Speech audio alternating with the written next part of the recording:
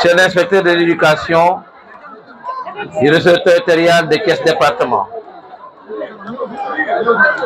chers parrains, monsieur le commandant de la brigade de gendarmerie, mesdames, messieurs les chefs de service, chers notables religieux et coutumiers, monsieur les délégués de quartier, monsieur le président du comité d'organisation, chers membres du corps enseignant, chers conseillers municipaux, chers élèves et chers parents d'élèves, chers invités.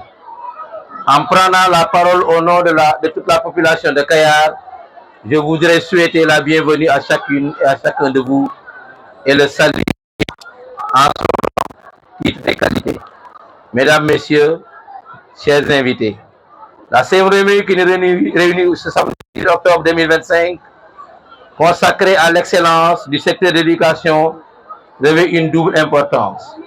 D'une part, elle vise à primer les élèves les plus méritants de la commune pour les performances réalisées cette année, et d'autre part à honorer certains membres du corps enseignant, sinon tous, et partenaires sociaux pour de bons et loyaux services rendus à notre communauté.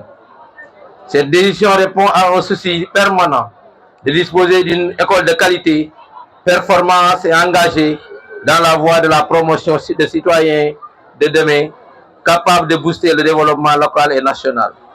Comme vous le savez, l'atteinte de cet objectif passe par 3 paliers: l'accès aux services de qualité, la qualité des apprentissages et la gestion participative et communautaire inclusive des infrastructures d'enseignement.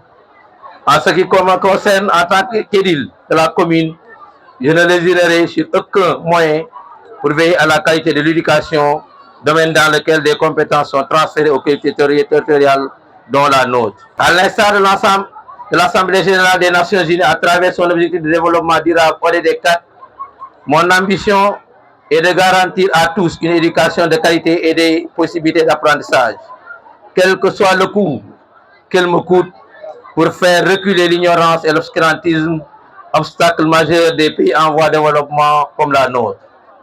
N'est-ce pas Madiba, Nelson Mandela qui le disait, je le cite, si l'éducation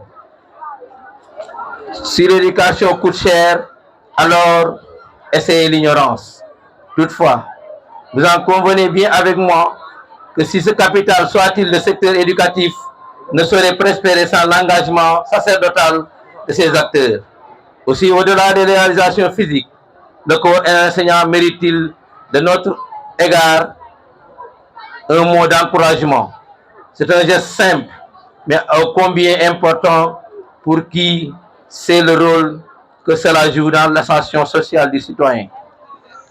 Qu'il me soit permis de lui marquer ma reconnaissance et ma considération en tant que cheville ouvrière des résultats enregistrés au regard des sacrifices consentis dans la voie de la construction de futurs citoyens capables d'assurer la relève de demain. Dans cette dynamique, j'encourage les apprenants et les incite à plus de progrès, voire s'approprier le credo de Mandela City.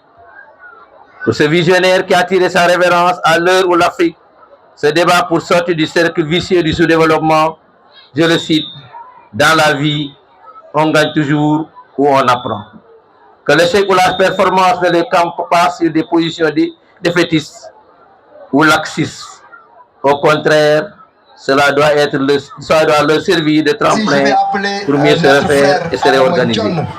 Au demeurant, je veillerai à créer un environnement scolaire propice et adapté à la modernité.